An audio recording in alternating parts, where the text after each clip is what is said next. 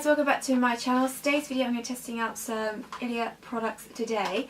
So I've got the Ilia Vivid Foundation. I also have the Vivid Concealer, and then I also picked up the foundation brush as well. These did all feature in my very big Green Beauty haul.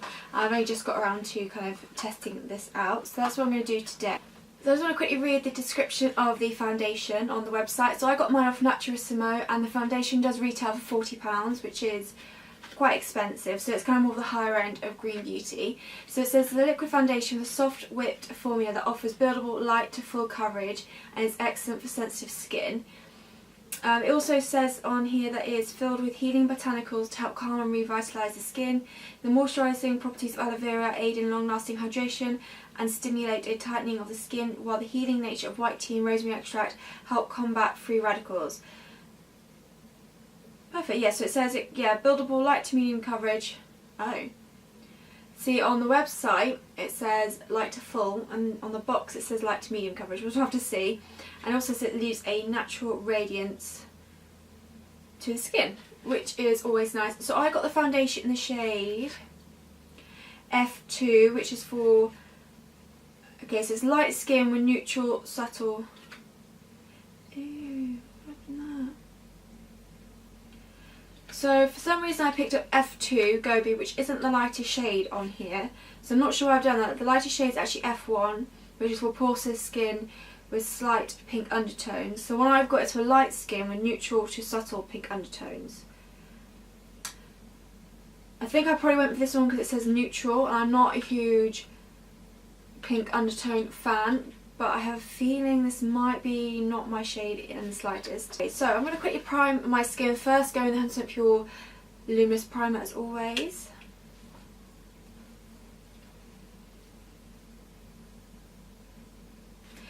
Before I quickly apply the foundation, like I said, I did pick up the foundation brush.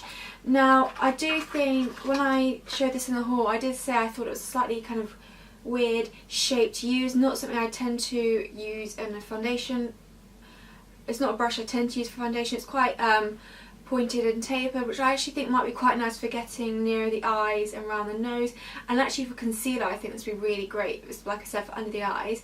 Now, I do sometimes use brush for foundation. I tend to prefer the kind of flat top, kind of kabuki brushes, like a buffing brush or something like that. Or I really love a sponge. So I have got my sponge at the ready just in case I decide I don't like this brush.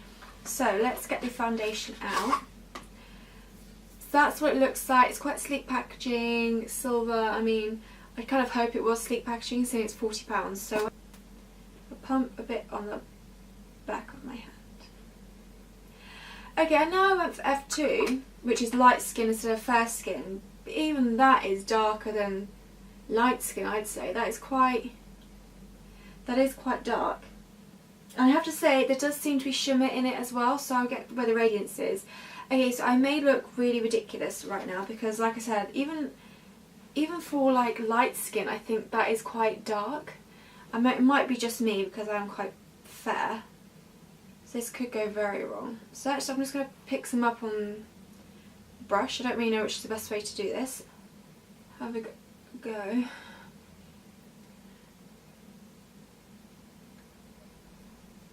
Okay, so it's definitely not my shade at all. So, like I said, even for a light skin tone, that is quite dark, I think. So, very orange. I don't know if you can see that, but it's looking quite orange on the skin.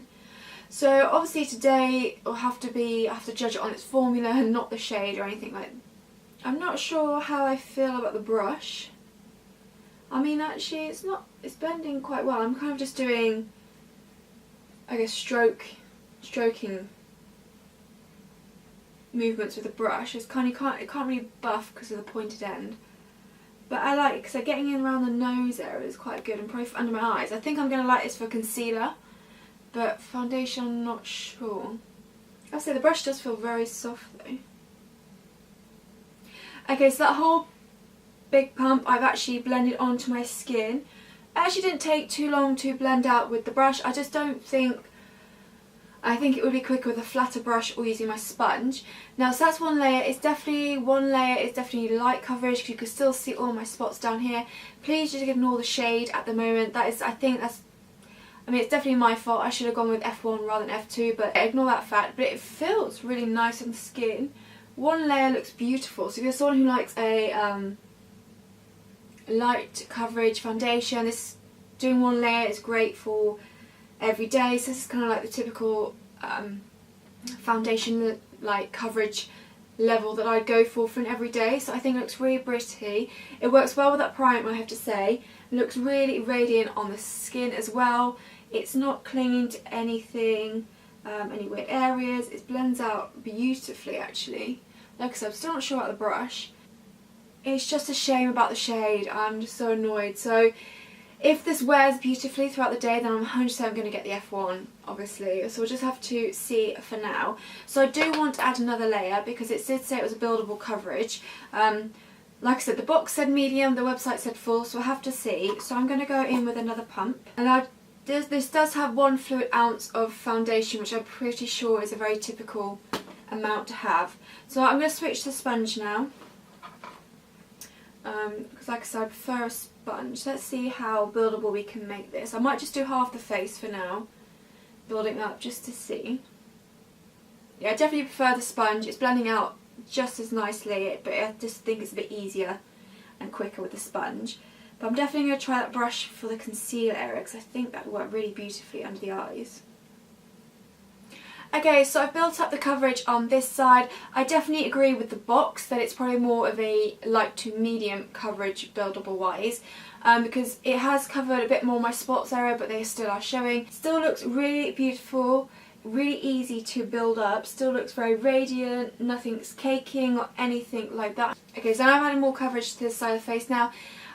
Like I said, I think it's definitely light to medium coverage.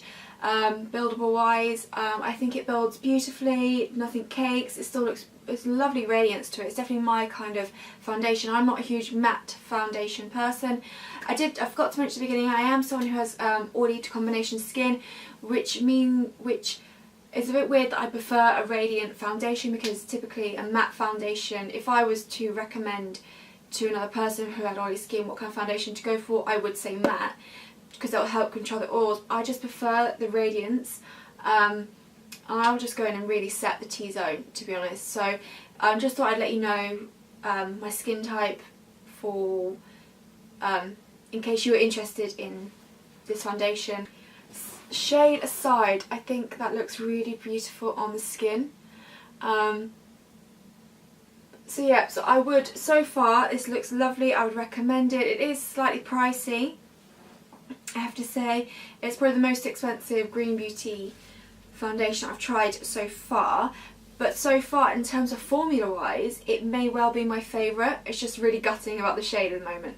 So I'm going to continue for now. So now I have got the Vivid Concealer to try out. So I'm just going to read out what it says.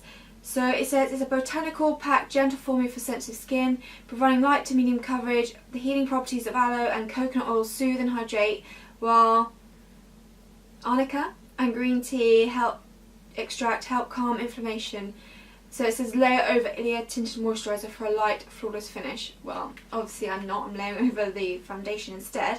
Now I've got the shade C1, which I know for a fact is the lightest shade. So hopefully this is better, and I might actually be able to balance out the situation. This is what it looks like. It comes in a little tube like this. So let's have a look. Yeah, it's just a squeezy tube. So I'm going to pop some, I don't know how much I need. Ooh. Yeah, that's probably definitely more my shade foundation wise, but obviously this is concealer. So let's see if I can try and balance out the foundation. I'm going to pick some up actually on the foundation brush, like I said, because I think it would fit really beautifully under the eye. So the concealer is £26. Oh, and the brush I just looked up is £40. So right now I'm not feeling the brush for that price, but let's have a little play under here. Ooh. Definitely a good shade, so I'm just going to use it to kind of highlight my under eye set. Yeah, you know what, I'm going to leave that brush. I don't think I'd recommend that brush in all honesty. I'm going to go back to the sponge. Oh yeah, look at that. So I'm not going to, because it does say light to medium buildable coverage again, so I'm going to go in with a bit more than I usually would, just to see what it is like, and hopefully, I mean, it's blending beautifully, and obviously you would expect it to blend beautifully over foundation as it's the same brand, so kind of they're made to kind of really work together. But it looks really beautiful. Obviously, because I've got a foundation that's the wrong shade for me, it's giving a highlighting effect which looks really pretty, I think. Yeah, so I definitely like the sponge for this. I mean, I tend to, apart from my Real Techniques concealer expert brush or expert concealer brush, I prefer a sponge. So I just think it blends out so much faster, and it's slightly more gentle under the eyes as well. I think, yeah, that looks really beautiful under the eyes. It's giving enough coverage for me. If you're someone who likes full coverage on the eyes, then this isn't going to be for you, but this definitely gives like a light to medium coverage under the eyes. It sits really nicely. I do think I'm going to have to set it, as I would do anyway, set under my eyes, because I feel like it is quite a creamy texture, so it's starting to a little bit seep into the lines I have under my eyes, which isn't a problem because I always set under my eyes anyway, so that's absolutely fine. So I'm going to take some more and do the chin area.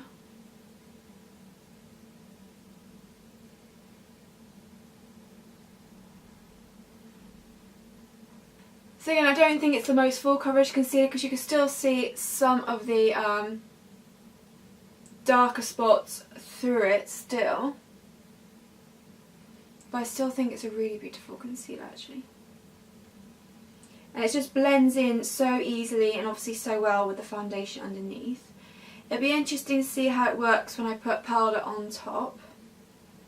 But I am going to have to set it because it is sinking into the lines under my eyes. So I'm just going to do that now. Now I don't have a powder from them, but I am just going to go with my powder. So this is the RMS Beauty and Powder. And just set under my eyes and my T-zone like I always do.